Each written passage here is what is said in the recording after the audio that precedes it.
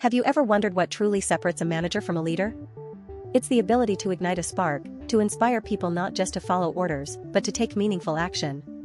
Today, we're diving deep into the psychology behind why certain individuals become catalysts for change, driving others towards shared goals with unwavering motivation.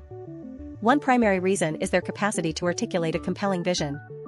Leaders don't just set goals, they paint a vivid picture of a desirable future, making the why incredibly clear. Think of Martin Luther King Jr.'s "I Have a Dream" speech. It wasn't a task list, it was a profound vision of equality that mobilized millions, giving purpose to their struggle. This shared purpose transforms effort into passion, making objectives feel personally meaningful. Secondly, truly inspiring leaders connect on an emotional level through empathy. They understand the aspirations, fears, and needs of their followers, creating a bond of trust and mutual respect. By listening and demonstrating genuine care, leaders show that they value their team not just as resources, but as individuals. This human connection fosters loyalty and a willingness to go above and beyond, because people feel seen and understood. Finally, inspiration stems from unwavering trust and authenticity. Leaders who walk their talk, demonstrating integrity and courage, earn the deepest respect.